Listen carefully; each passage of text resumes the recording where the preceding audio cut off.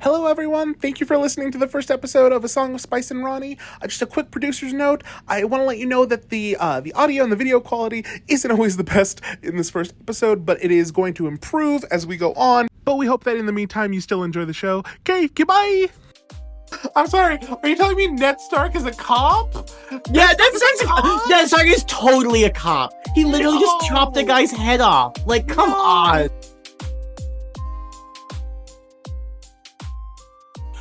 Welcome to A Song of Spice and Rhani, a Game of Thrones, A Song of Ice and Fire podcast for the girls, the gays, the theys, and the well-behaved straights. I'm your host, Rhani. And I'm your host, Spicer. And every week we'll be going through 3 chapters of A Song of Ice and Fire, discussing what happens, the lore, theories, and our favorite deaths, because there will be a lot of deaths. Are you excited for the deaths, Spicer? I'm so ready for the deaths, all Wonderful. the deaths. Your faves killed off. It's going to be great. So, just so that, people know who we are, they'll probably know who I am. I'm assuming they're coming from my TikTok. If so, hi, thank you for coming. I really appreciate you. But introduce yourself a little bit. Who are you to me? How do we know each other? What's happening now? I am the homunculus that has attached myself to Rhani. I am riding those coattails. Uh-huh. No. Sure. The person with 2 degrees is riding my coattails. Go on. Yeah. Well, so for those, I'm sure people have noticed that I am the one always in your comments just posting random allusions to the AMC theater movie and like always randomly talking about engagement. I'm Ronnie's bestie from theater school. Yeah. We trauma bonded almost a decade ago. A long time. We're old now. Really old now, and it's so funny because like as we always tell everyone, we were not fond of each other, and then just for whatever reason we just like slowly like became friends until one day like Rhani was like living on my couch. Yeah, there were hard times. There were hard times. Definitely. But we each like won the game of Survivor, and we're the last 2 standing. So ain't that nice? Ain't that nice? And we've trauma bonded ever since. And I work I'm a composer mainly, like in opera and musical theater. And as we will get into, like fantasy isn't really my thing. It isn't, which is what is going to make this very interesting, and I'm kind of excited about, because I remember at the time when Game of Thrones the TV show was all the rage. Obviously I was into it because like that this fantasy is my thing, but you also got into it despite it not being your thing. Yeah, I think I was definitely drawn into the, as Lindsay Ellis calls it, the fantasy, but that fucks, right? Like it's the like that element first of like, oh, it's sexy fantasy. And then I also was drawn into it because like I my experience with fantasy had been like Tolkien-esque type stuff where it's all quests and whatnot and all that, and like just stuff that I'm just not really into. But like Game of Thrones talked about like politics and religion and sociology, and like it also was like really deep into character, and so I'm like, oh, that's interesting. These are things that I like that just happen to be in a fantasy world. And it was also a fantasy world where like the rules of magic like made sense to me, like, which we'll talk about more, I'm sure, but it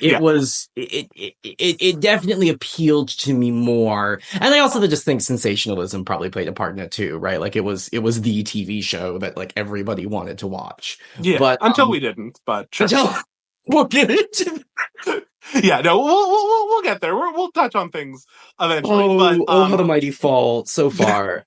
But yeah, no, I didn't really get into Game of Thrones until later in the game, and until last night, never read a page of the novel. Not one page had I ever read. Didn't have the desire for a long time to read. Yeah, which I understand, because like I had a similar thing where the show ended, and as I'm sure we'll get many a comment, the books weren't done, and so I was like, I don't want to read this, blah blah blah. And then so this is only going to be my like second like official like reread. Like I picked them up daily, to look at when I'm filming my TikTok videos or whatever. So I'm like, I perused a ton, but like going in sequential order, this is going to be my first reread. So we thought it'd be very interesting if Spicer's first read and my reread kind of went hand in hand, and then we can kind of look at everything. Yeah. How the books are like in and of themselves, I think very interesting and well written, but also like examine like what are the things we like, what are the things we don't like, how does it compare to the TV show, and just like it's a very big world. And so I think you in particular, it'll be an interesting thing, since this is just not normally your thing, but you're like doing it because you're a great sport. No, I don't. Yeah, like I work in operas and musical theater and theater mainly. And so like it's a very different medium. I'm just not like a novel reader. That's not my jam usually. But as I discovered last night, I read very fast. So I think that'll be helpful to us, because I got through. I read a little bit ahead of where we were supposed to get. Yes, you did. Your listening skills weren't the best, which is okay. We love each other despite it all. Yeah. But yes, you did read an extra chapter by a whoops, but it's okay. But let's get into it just so that we can start applying some of this discussion to like what we actually read. Yeah. So we're, like I said before, we're going to be reading 3 chapters a week. So this week we had the prologue, we had Bran I, and then we had Catelyn I, which are 3 chapters that are just a lot of world building. As I rediscovered as I was reading them, like, oh wow, we are just like dumping all the terms at once. Yeah, it's very much like a baptism of fire, like, which I appreciate actually, because like he doesn't really explain it. It's all through like context clues that you kind of learn things. Yes. Which I appreciate, George. Thank you, George. I appreciate it, but I do wonder, just because I'm unlike you, I am a very slow reader. So I wonder what would have happened had I tried to read this before I watched the TV show and already had like a pretty solid idea of who most of these people were. Like, if you started throwing all these terms at me, would I know who the fuck any of this was? Okay, so starting off with the prologue. The prologue, just to give you an overall summary of it, we start off with 3 Men of the Night's Watch. We have Will, who is our POV character for the prologue. We have Garrett, who is a grizzled veteran of the Watch. And then we a cop who plays by his own rules. Yes, he don't got ears. It's fine. We love him. And then we have Waymar Royce, who is an 18-year-old knight who is in charge because he is a name, and he's kind of an asshole. So the other 2 don't really like him. But the 3 of them are out beyond the wall. They're doing some ranging. They are, trying to find the wildlings that they've been tracking. Will has since come back to the group and has told the other 2 that he found their camp, that they were dead, and that they can all go back. Garrett really wants to go back because he can feel something kind of off in the woods. Waymar, unfortunately, cannot, because, he don't got that experience, yo. And don't laugh at me. And so Waymar, not wanting his first, ranging to be a failure, decides, okay, we're going to go investigate what Will said so I can see it with my own eyes. He kind of, he kind of like shits on Garrett a little bit, because Garrett is trying to like give him some advice and be like, hey, like, why don't we leave? It'd be safer. There's stuff out here. And so he has Garrett just, take care of the horses while he and Will go ahead. When they get there, obviously the bodies are gone. Will is told to climb up a tree where he can like look to see if anyone's around. And that is when the others show up. Whatever that is. And then, we have a confrontation between the others and Waymar Royce. He very bravely fights them off, or at least tries, is eventually killed, and then they disappear. Will climbs down from a tree and wants to grab the hilt of Waymar's sword that has been, shattered by the others fighting him. He wants to take it back to the Watch as proof so that he can be like, hey, the ice people are back. Except, oh no, he turns around and Waymar has stood up and is now a white, and strangles him to death. And that's the end of the chapter. What an introduction. We love a cliffhanger. We love a cliffhanger. We love a necromanced nepo baby. We love it. Not a necromanced nepo baby. That'll be the merch. The merch. The merch. Necromance Nepo Baby. Necromance Nepo Baby. Okay. But yeah, so first up, let's see. What are things we liked? What are things we noticed? You know? I will say off the bat, because I think I said earlier, like, I love a thriller. I love like a crime drama. It feels very much like a crime drama and like a thriller, Yes. which I'm very into immediately. So like that got me, because it's like the mystery of like what's going on. Ooh, also feels a bit like a Stephen King sort of thing. Like, Yes. yeah, like there's a little horror, there's a little like spookiness going on, which I love. I will also say the other thing that I sort of noticed is I kind of, and once again, because I watched the TV show, so I already kind of know where it's going. I love how basically it's a microcosm of the larger plot of the book. Like with these three characters, of how you have like the older guy who's more in tune with like the mystic ways and like understands, but everyone thinks that he's just like an old kook and doesn't understand. And oh, he's so simple. You have like the rich lordling who like wants to make a name for himself and like doesn't listen to the old guy. And then you have like the poor who's like stuck in the middle of it and is just like has been caught into this larger war that he wants nothing of. And then there's like the existential threat that like all of them don't really know about or really have any like concept to like fight or do anything about with it. So it's like,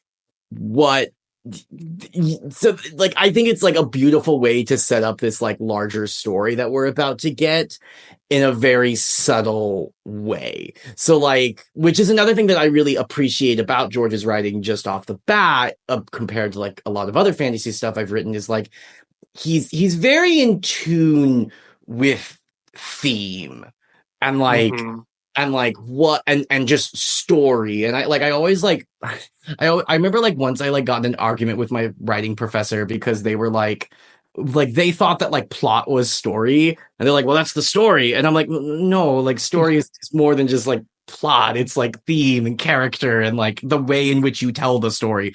So I think like it's already like off the bat. I like loved the prologue. Like I think it was like a great way to like set up this story. And I was funny because I was like trying to remember back to the TV show, because like this it sort of opens up the exact same way. Like the prologue is sort of the same, but there's some like subtle differences that already off the bat I'm already like, oh, this is going to be a very different story. Yep. And this is my special interest because, oh wow, the differences, though subtle, I think have a huge effect on the framing of the overall thing. I completely agree with what you're saying about it being like kind of a microcosm of the story. And I posit that it also like shows the way that George thinks about characters in general. I've made a TikTok video a while ago where I said that this scene kind of acts as like George's thesis for humanity.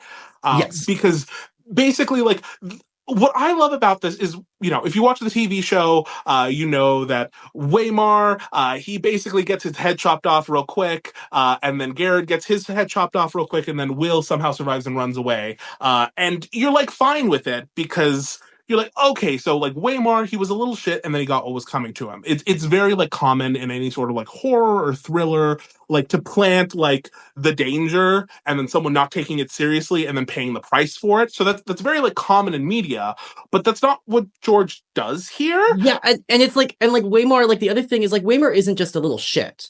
Like that's the thing. Like he very clearly, like Waymar is not just a lordling. Like he's the spare, right? Yeah. And so he's like he's been shipped off to go be, you know, the border guard, and so like this is his way that he gets to prove himself as a nepo baby, right?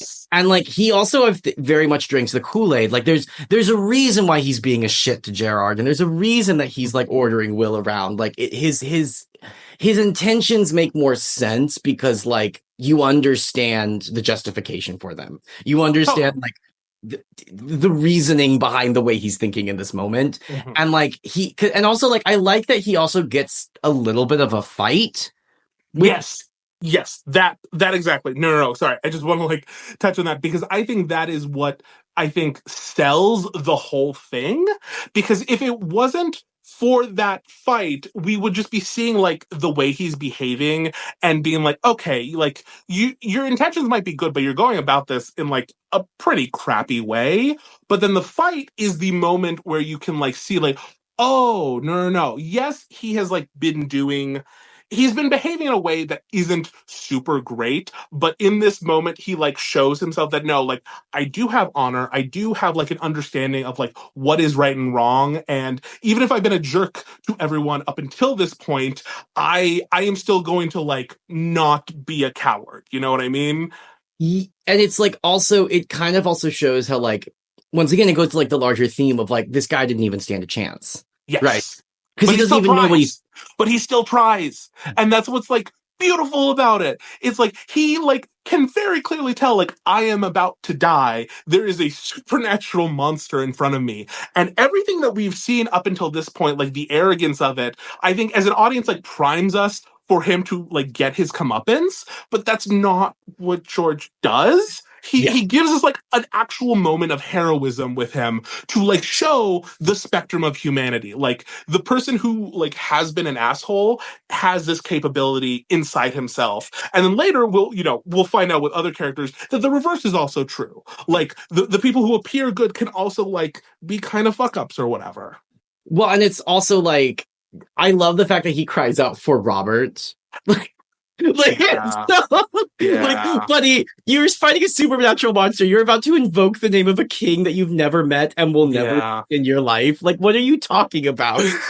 Like, Robert's never gonna know. But this is what's expected. It's what's right. No. I get like, but it shows how countries. Yeah, for crowd and country, like it shows the brainwashing, right, in society, and which the parallels that can be drawn to our real world, right? And it just how silly it is that in this moment that he's going to die and he knows he's going to die. He's going to invoke a political ideology. Like, what are you talking about? Yes, no, we're in a feudal society, and especially like with the lordlings, with the people who've been raised in a very particular way, I think it does speak to the way that their perspective is a little skewed, which we will see a lot, I think, down the road when these characters start to have like when characters like Jon Snow, for example, have to interact with people who weren't raised in a castle. You see, like, oh, we think about things a little differently. I think Waymar is in the scene, even though I do think it's like meant to be like, okay, I'm trying my best. This is my last hurrah. It does like speak to his acceptance of the ideology. Yeah. Well, it's funny because like Will isn't thinking about any of that. Right. No, Will is terrified in a tree, like covered in sap. I will say something I just want to like point out about the writing, is the way George is very good at like feeling like tactile description. Yeah. It's like all the descriptions of like the cold always like make me like shivery. And then specifically when Will is up in the tree like watching all this unfold, he talks about like his face is pressed against the bark and there's like sap sticking to it. And I just remember like back shivers from that, like ew, gross stuff. Gross. Well, it's you can tell he worked in television, like yes, he worked in film, and right, like he is also a screenwriter, and but I think it's like a good use of cinematic writing without beating you over the head, like it's because it goes to story, like it goes to like this guy who is the fucking grunt, right? Like this man who like his job is to do all of the like menial labor and he's like thinking about it in his head. And like George is describing like the sap literally dripping down his head as he's doing a thing because like the Lord's like, well, we need to find the bodies. Where did they go? Where are the wildlings? And it's like, they're not here. But yeah, no, I think it's like, it's a great setup. Love it. Cool. Great. 10 out of 10. Love the opening. I think like the opening of these chapters was like my favorite, which is good. Like the good writing that your opening should be like in the start of your book, like the thing, because then you go like, oh wow. Like I can see how people back, when was this published? This was published, I want to say in like 96 or something? Yeah, wait, it's right here. I got the little bookie book. 96. Yeah. 96. Yeah. Year after I was born. So like I can hear like I can see how like people in 96 well before the TV show was even a twinkling in HBO's eye. Like Mhm. reading this would be like, oh shit. Yes, it's a great hook. It's a really, really good hook. And like again, while like giving you everything that you need to like suddenly be invested and understand that there is like a greater danger than the other things that are about to unfold. Yeah, like, and that's also, I think, what's so kind of, once again, it's like a microcosm of like what the story that you're about to see, that like then the next chapter is so unrelated, except for the one thing, which we'll get to. There is a tie-in. Yes. Which is so brilliant, and once again, it's such a subtly different way from the TV show, and we'll talk about that in a second. But like, I think it because like the next chapter is like talking about like the society, and then like we get a little politics, and we get some like all this other stuff, and like it's so different from like the existential ice zombies that are about to take over the world. Like, yes. Real quick though, before we move on, I do, just because I know that people will be sad if I don't bring up 2 points that are very popular. One lore related, and then one just like line related. Lore, we see the others, the White Walkers, as the show calls them, which the books will call them like once in a while, but they typically refer to them as the others. But in that, there's a very different portrayal in the books than we get in the TV show. Because TV show, we're getting shriveled zombie, just dead behind the eyes, whatever. But here, it's very interesting because it's almost like they're toying with him, like, and then after, like, even when like they're all like stabbing Waymar to death at the end, they're laughing as they do it, which is such, I think, like a different detail and like way of like picturing it in my head, because like I can't imagine, the Night King or whatever from the TV show ever like cracking a smile, let alone laughing. And so like the thought of these like ethereal things that aren't shrivel zombies, like ha ha ha ha, yes, yeah, which once again, it's a very Stephen King sort of approach to your monster. But I will say there is one moment in the TV show where the Night King does smile, and it's the dumbest moment. It's remember the port scene where he like raises all the dead bodies. Yeah, and he like does a little like smile. Yeah, he smiles. He like cracks a smile and looks right at Jon, and I'm like, boo. I can't. Which I'm like, that's the one moment you get. Oh, but like what I do like about that, because it both makes them feel human but inhuman. Like, yes. And that goes along with like when people have interviewed George and asked him about the others in general, he has like, I think, kind of shied away from like the zombie description, like we joke. But when he has like been asked to like describe them, he has said that they are like closer to like fae and like Gaelic fairy type whatever. Like they're like an ethereal, otherworldly thing that's not quite human, and yeah, leads me to like thinking that I don't know. I don't buy the TV show's explanation of how they get made. I saw your TikTok of the nuclear bomb. Yes, yeah, I should just make that one. But yeah, so yeah, I mean, there's a book called, in a TV series called Jonathan Strange and Mr. Norrell. Did you watch that? No, I haven't. Sorry. Oh, you should. It's a great fantasy, but it's also like historical fiction, which is also my jam. Sure. And it's sort of like, what if there were wizards during the Napoleonic Wars? Okay. But it's quite fun because like it plays a lot into like English folk tales. And so like there are elves and fairies, but like they're very like Midsummer Night's Dream and like very like mischievous and like almost demon-like. And so like there's like one of the protagonists like makes a deal with one of the like elf fairies who's like the fairy king, because like you have to summon them like a demon basically. And they're very it was so funny because like the way that they're all dressed is very like aristocratic but like weird and hot. But like that's kind of like a similar vibe I got of where it's like they're very above it and they're very inhuman, but they also like take delight in like the pain of others and like and like so like that is the vibe, and like that was such a different thing from the TV show because once again we didn't get like blank slate. I am ice zombie. It's like, no, these feel like very human things. Yes. No, I completely agree. Okay. And then last thing before we move on and probably take a break. I just want to mention, because this is like everyone in the fandom's like favorite line.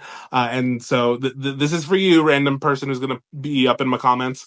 The line right before Waymar faces off against the other, where he like throws the cloak back, pulls up the sword, and says, "Dance with me." It it's so good. It's Oh, just I a love good that. line. I love that line. Sorry, I know I like built that up as if it was gonna be like a bad thing. No, I just like I love that line. It is so like kind of badass and just like, yeah, you dance with it, bitch. I love it. It's very campy, and like I love it when fantasy like doesn't shy away from campiness. It's great. Like Yeah, I love it. Yeah. We love a heightened moment. But okay, yeah, let's take a quick break and we'll be right back after nothing. It'll be right back. Okay, goodbye.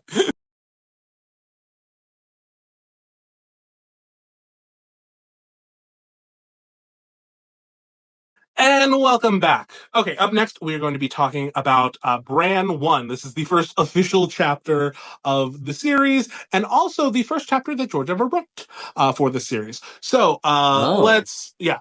fun fact. So let's break it down. So in the chapter, Bran, who is 7 in the books, everyone is a lot younger. Really, just everyone across the board, children and the adults. But 7-year-old Bran is accompanying his father, Lord Eddard Stark, as well as his brothers, Robb Stark, Jon Snow, Theon Greyjoy, and just like, a group of Northmen as they travel to go execute a deserter of the Night's Watch, who turns out to be Garrett, who we met earlier. He was the guy with the horses. And yeah, they hear his like confession. Lord Eddard cuts his head off with ice, and then they start to travel back towards Winterfell, where they come upon the direwolf pups and the dead direwolf with the antler in its throat, because we love foreshadowing. I was about to say, subtle as a gun, George. We got to spell it out, Spicer, so everyone gets it. And even then, not everyone gets it. I did talk about this once in a video recently, and someone in the comments was like, I hadn't put that together till now. I'm like, that's okay. Sometimes, we don't They talk about it in the next chapter. I know, it's fine. Don't worry about it. Well, I mean, like, from the TV show, because, like, they have... Okay, yeah. It's fine. So they were going to kill the pups. They decide not to, because sweet Jon Snow is like, hey, there's 5 kids and there's 5 pups. And Bran is like, oh, you're not counting yourself. That's sweet, so we can keep the pups. Lord Eddard decides to let him, and then Jon Snow finds the 6th pup, the little albino one. So yay, we are at the end of chapter 1. What do you think, Spice? Once again, George is subtle as a gun. Yes. I will say, I joke. I did love the difference of the deserter in the book as compared to, I will say, like, I think it works because it one, the way that it's revealed is a lot more subtle. Like, yes. if you miss, because they're describing like the frostbite, and then like earlier in the other chapter they talk about the frostbite. Oh wow, world crazy. But like, I think the thing that like I enjoy about that, or something that like once again sort of speaks to like the larger story, is like Gerald was like the grizzled, like, I'm the hardened, like, professional who's been doing this forever and nothing can scare me. Ooh. And then he's the one that then like comes and like deserts. Yes. Because he's so scared, right? Like, so it's more of an impact than just like Will running away and getting away, who's like, yeah, Will would desert. That makes sense. Will would desert. Like, he'd desert the minute that he gets the chance to do that, because he's a poacher. And so like, it's crazy to me, once again, that like they could have missed that opportunity in the television program to like it's just like, it's good storytelling, because it's like it shows the ooh, this is so spooky, that like this hardened professional was spooked, right, and was spooked enough to abandon his duty, the thing that he's been doing his entire life. And it's, so it like, and also just like the way that it's done is very subtle, and I like that. Not as subtle as the literal antlers in the throat of the literal dire wolf. Yes. But hey, well, okay, put a pin in that because Yeah. I want to talk about that specifically when we are talking about Catelyn's chapter because Catelyn Yes. talks about it too. Yes. Yeah. And yeah, but first off, I do want to point out that sorry, I'm looking at my notes real quick. Uh-huh. I did find it interesting how this is a chapter in which George really like starts to establish how writing from different points of view is going to affect not only like what the character is seeing, but how they're interpreting it, the style in which they Mhm. are speaking. Because something I'm noticing on this reread a lot is each of the POVs, I feel like the writing subtly changes. Like Will Yeah. had a lot like in the prologue of a lot like short sentences. It was almost Mhm. like very like staccato, like and kind of like simplistic a lot of the time, which I Yeah. think spoke to like his worldview. Whereas like Bran, it's very funny like being in his perspective because he's 7. So like one line that I jotted down was after they like watched the execution, Bran says Jon was 14 and old-handed justice. And I'm like, that's funny because Jon in Bran's mind, Jon is like an adult who has been watching all these executions for years. And Yeah. so like, oh well, a 14-year-old, he's an old hand at this shit. And versus Bran, who I'm like, oh well, you think that because you're a child. That's funny. Okay, cool. Mm. I will say that is my if I can offer like one tiny criticism, Yeah. it didn't feel like a child, and maybe that's on Okay. me because like we forget that like this is a child in like a medieval Mm-hmm. world, right? Maybe Yes. not literally medieval, but medieval-esque. Mm-hmm. So like yeah, he's gonna talk. There were just some things that that were just said occasionally. Like I didn't write any of those moments down, but just like occasionally would come up, and I just was like, I don't know if like a child would have the vocabulary for that, but sure, George. Your opinion is one that exists out there, so like you are valid in what Great. you're thinking. Like a lot of the people don't think that he realistically writes some of the younger characters in like how they behave and whatever. I guess what I am saying, like, it feels different, and that Yes. difference to me reads as like a naivety or whatever. So Mhm. yeah. No, I think one thing I will say, because like when you used to tell me like, oh, like the chapters are written in POV, I thought it was from first person.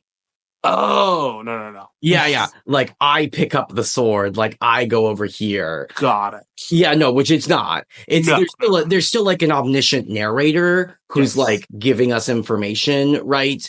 Mhm. But it's sort of it is from their POV. So I think like that's the way like I give it a pass, right? Mhm. Because it's like it's the omniscient narrator translating Bran's thoughts as opposed to we are literally reading the mind of the 7-year-old right now. Yes. Which is why I'm like, okay, like fine, Georgie, like you can. And that's probably why it doesn't bug me because I'm not like overly invested in him, needing to I don't know, like needing to like feel like I'm listening to like a child pratter on. Like I am fine with like the narration being a little more mature, and then like the characterization of a child coming from the fact that like the way he is like taking in the world and some of his thoughts are a bit more immature. Yeah, no. And like that definitely read to me of like there's a person here who is like things are very simple to him, right? Yeah. Like the way he's like, the wildlings, they're bad and they have demon babies with the others. Like, Also, old Nan mention. First old Nan mention. oh, Old Nan is the best. We love that old lady and her stories that are weirdly accurate. yeah. So, no, old Nan is keeping it 100 at all times. Like, I don't know what you're talking about. And like something you probably won't know because you are not on this side of the internet as much as I am. But old Nan is the subject of 101 theories. Everyone who's a mystery character in the novels is probably like old Nan. At like they are. they are actually Old Nan. Old Nan is a disguise that she has put on to like hide her. Yeah. Like no, she's a face shifter. She's one of the faceless men. Yes, all of it. There's theories that Old Nan is actually one of the children of the forest. I've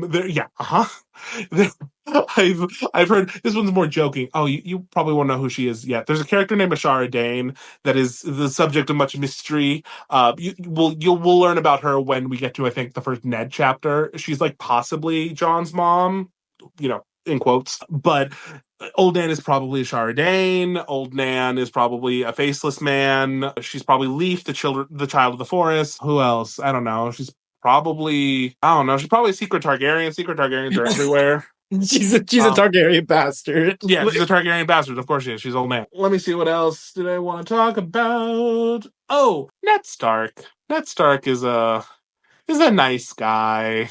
A real mensch. A real mensch. Yeah, a real mensch, that Ned Stark. I just like that whole scene where he like comes and like talks to Bran. It always makes me go kind of like, aw, is that what like good, like a good father figure is like? Weird. But couldn't relate. relate. It's fine. I'm fine. But yeah, no, like that whole the whole time he was like on screen, on the page, I was just kind of like going like, aw, when you're doing good, you are like a good dad. And that's like a nice thing to portray in literature, especially a series like this where there's going to be a lot of characters who are pretty shitty. Yeah, which like I also think is once again great writing because it's sort of setting up that like Ned is the odd man out in this world. Like Ned is not normal. No.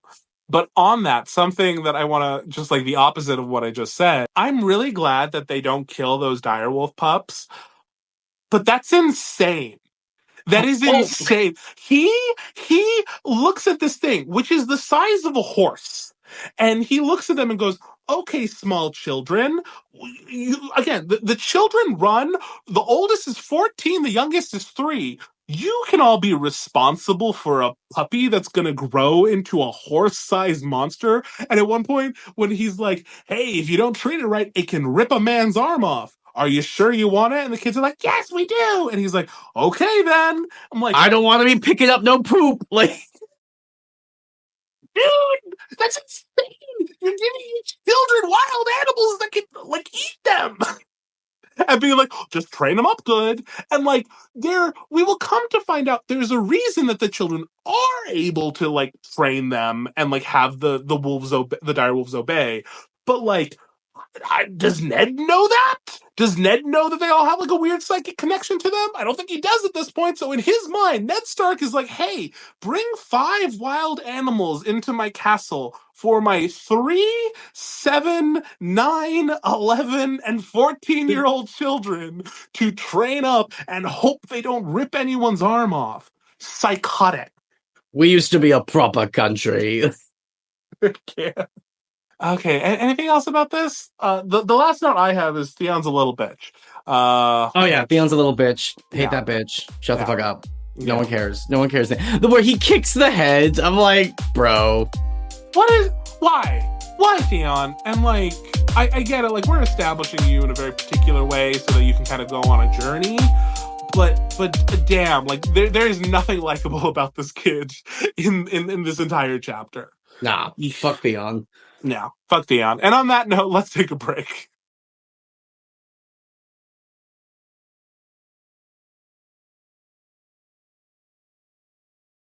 And we're back. We're back, baby. On. Yeah, we're back, baby. I didn't mean to talk over you. I'm so sorry about that. I've wronged you today. That's horrible. How dare. I know. I do dare. I dare to dream. Okay, moving on to... People better get used to this. We need to like get them on our level with like the stupid vibe because that's gonna be us. And it's just 2 different types of spicy brains. Just passing the one brain so bad. It's just Drag Race references and Star Wars references. That's the vibe. Like we have, what I will say, I'm very proud of us. We've been very like on topic for basically this whole episode. I was ready for all the tangents, and like we've been good. No, we've been so well trained. Yeah. Like, yeah, I'll throw Ned Stark. You better work, bitch. Right there, we did one. Yeah. Okay. Just to see Well, that walk. yeah. We don't have the rights, Spice. We don't have the rights. Oh yeah. But okay, moving on to Catelyn 1.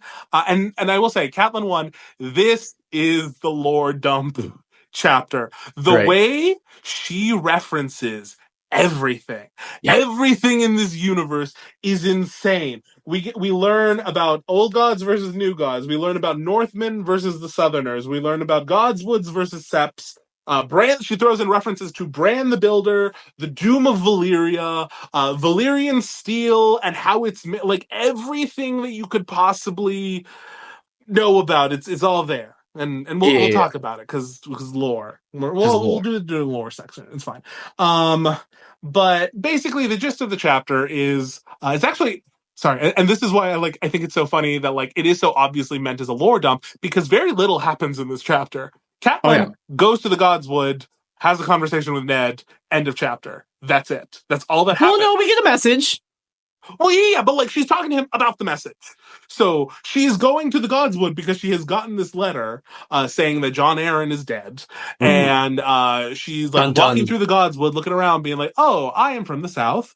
I am a Tully of Riverrun, and I don't feel comfortable in this Godswood because it is very clearly like a home of these other gods that I've never felt like comfortable being like a part of.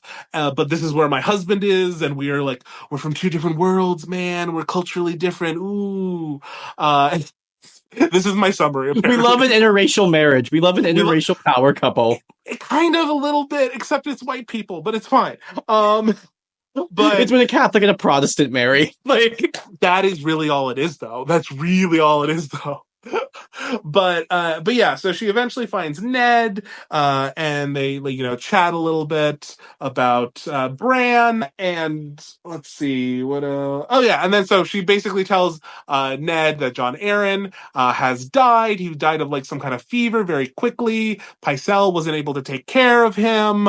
Ned is very sad because Ned was basically a ward of Jon Arryn when he was a young boy. Because remember, Ned is actually the spare. He wasn't originally the heir. So yeah, him and Robert Baratheon grew up with Jon Arryn. Jon Arryn was their like second dad. He's dead now. They're sad. And oh hey, the king is coming up to Winterfell for no particular reason. It's exciting. We gotta throw a feast. We're gonna eat a lot, and yeah. So yeah, that's what happened. And Dad's really worried about the bill. Dad's really worried about the bill. And you didn't give me any notice. And you're turning up my thermostat, and I don't know how I'm gonna afford this.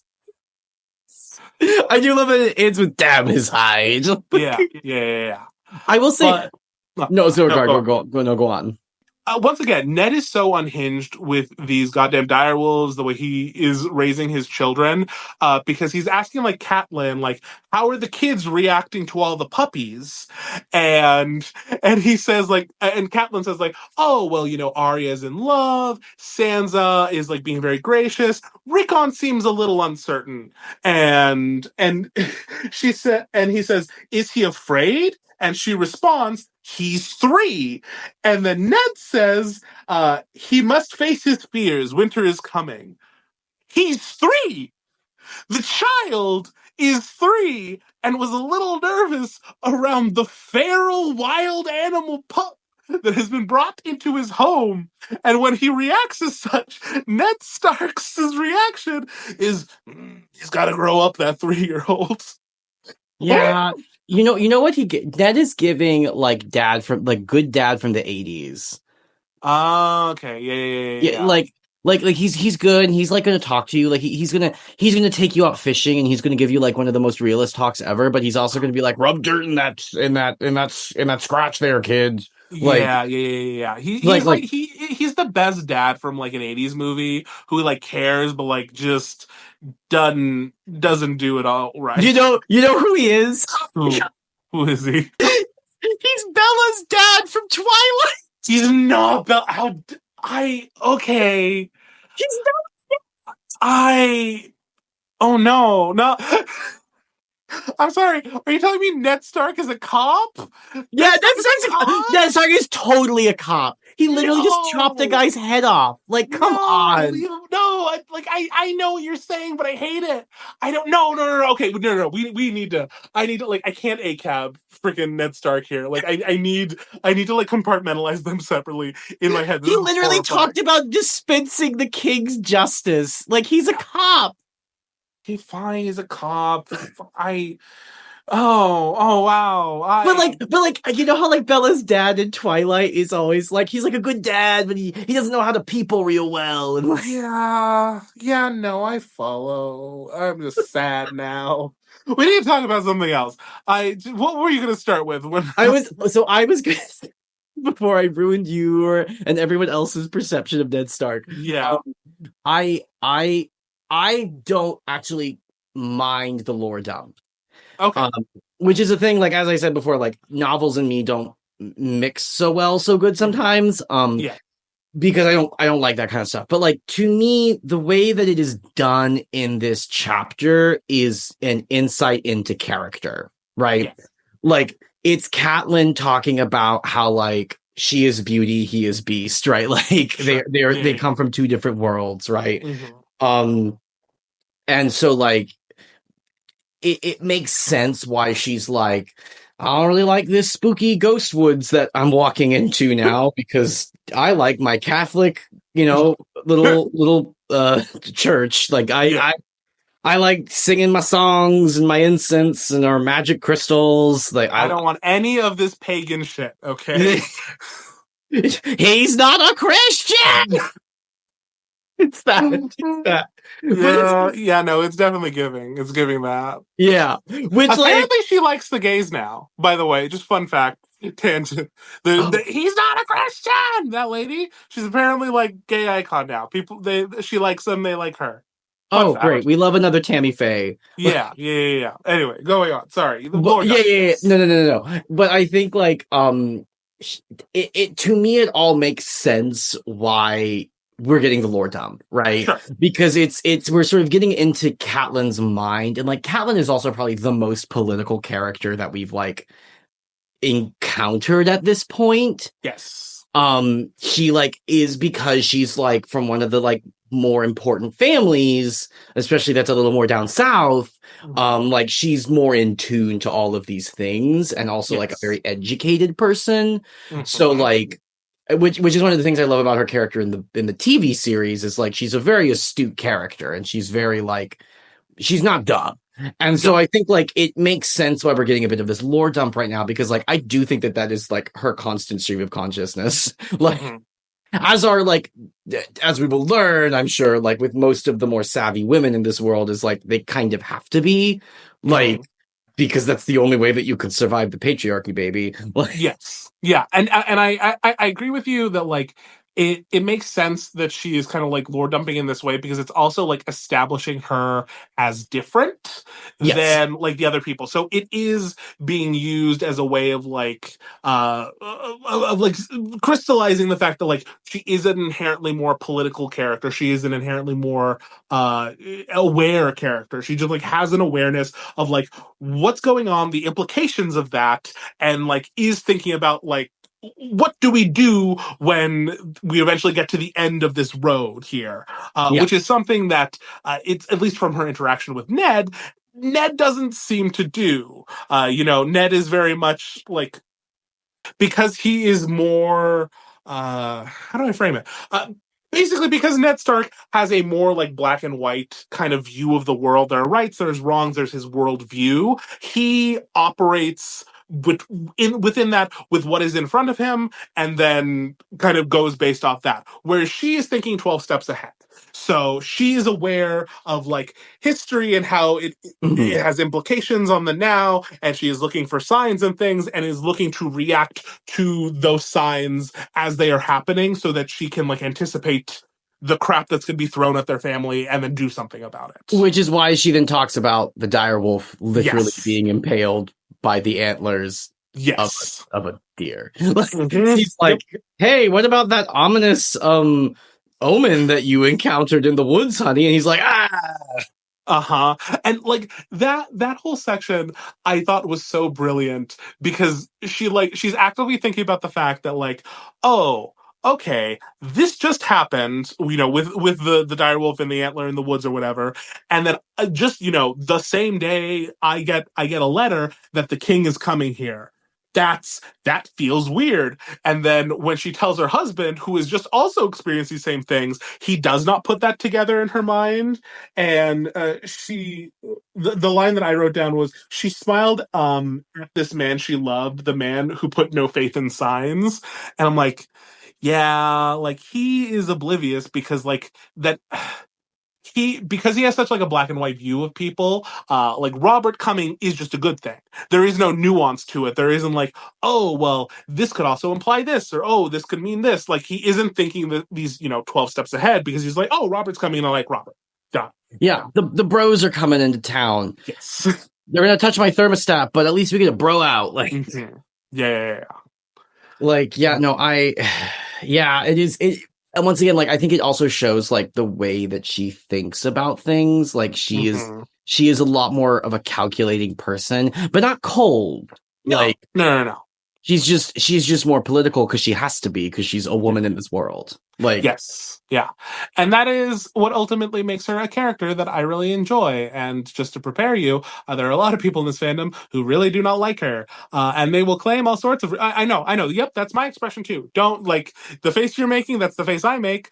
And when you assume that like, oh, do they have reasons? They'll claim they do, but they are all basically rooted in sexism. And if you want to argue with me, talk to the wall. But yeah.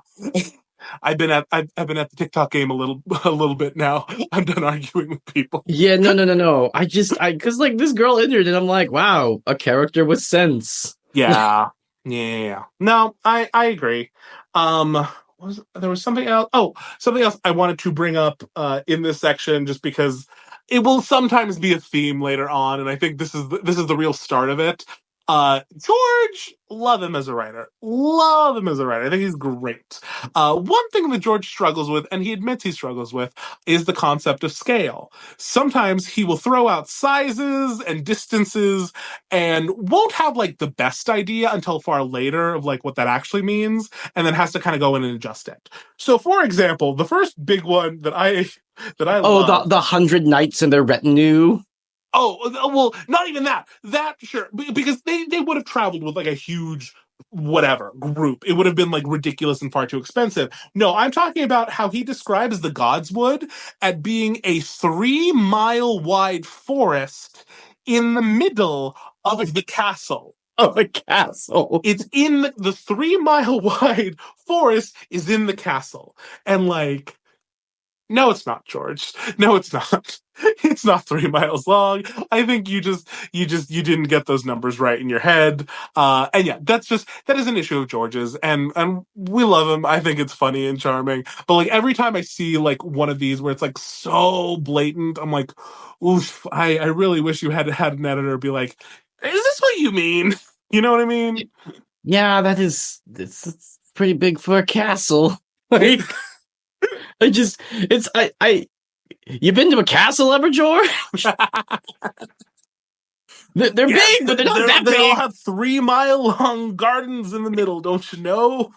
Because don't forget that Winterfell, the Godswood is in the middle, and then there is like the castle with the inner wall, and then there's a moat, and then there's an outer wall, and how big is this fucking castle? It's huge. It is huge. The north, it's just Winterfell. The whole region is just Winterfell, the castle. Yeah, I guess. It's so funny, God, because like I'm remembering like when I toured the castles in Europe when I was a child, and like they were big, but it was like, the size of like a couple of houses base. No, you went to the wrong ones. I went to apparently like. It is giving like a 5-year-old like describing something like, and it was huge and it was 3 miles long. And there's a wall and there's a moat and there's another wall. Oh, Georgie, God love you. And then finally, I want to do our last section, which I am going to enforce every week because I think we'll be able to, and that is favorite death. who was your favorite death this week? If we both have the same one, I think that's fine. Just tell me who it is and why it is, and yeah. Oh gosh, I don't know. It was such I'm a putting you tough. on the spot. Yeah, I think either it's gonna be. Oh, God, I forget his name already. There's so many names. The lordling that dies. Waymar Royce, yeah. Yeah, because it's just so funny. Because he's like, for Robert. Like, you are having such a different take on his death. Most people read that and they're like, I am so inspired. And you read that. Like this little shutdown he could take on the like he's other. Being brave, Spicer. He's being brave, okay? He's being doing dumb. what That's what he. He's doing the honorable thing. He's not a coward. I was like, my other favorite death. This is out of left field. That direwolf baby, that subtle as a gun, the antler through the throat of the direwolf death. Like, our boy Georgie, subtle as a gun. Yeah, but it's fine. I like it. I like how not subtle. No, I like it. It's great. It's giving Palpatine camp. I love it. Like, Yes, Palpatine camp, very good. How many Palpatine references do you think we will add into the show? So many. Palpatine's going to become a new character in Game of Thrones. Like he is going to sit on the Iron Throne. Like, we love an Emperor Palpatine from Star Wars. That is our shared like experience and like characters. He is the Night King. He is the Night King. Jon still tries to fight him, and he goes, "Ammo, the whites combine." Okay. Well, I'm gonna give my favorite death. Yeah. I'm inclined to say Waymar as well, but I will say the like horror aspect, the way that Will dies, I think is truly frightening because like he survives everything, he makes it through. He's done kind of the cowardly thing, like he let Waymar die because like I can't save him, so I'm gonna let him go. And so, but then he gets down, he's like, okay, you know what? Let me spring into action now. I gotta tell the others. I gotta tell everyone what happened here. Let me get the evidence. Oh no! I turn, the guy I let die is now staring at me, with like chunks missing out of himself, and then is slowly strangling me to death as the lights cut to black, basically. Yeah, it's once again, Georgie, subtle as a gun. Yeah, but it's fun. We like it. Okay, so that was our first episode. Real quick, I do want to say that we would like to include a questions from the audience section going forward. You can ask those probably under the YouTube video, or I don't know. I'm on Blue Sky. So yeah, just ask your questions there. If we get some, we will include them in the episode. If not, well, we'll just keep talking amongst ourselves. So real quick, Spicer, where can people find you if they would like to? Yeah, you can find me on the Tickety Talks. I'm at Spicy Composer. On the Tickety Talks, I'm also just at Spicer Car on Instagram, because also who knows how long the Tickety Talks will last. Yes, this is the same feeling here. That's why we're getting this episode out soon. So, yeah, you can find me on TikTok, YouTube, and Blue Sky under at Rhani Allam, RHANIALAM, and then or on Instagram where I am at Rhani.allam because it was taken. So yeah, that was the end of our first episode. Thank you so much for sticking with us. Say bye, Spicer. Goodbye. Bye, Spicer. Okay, bye, y'all.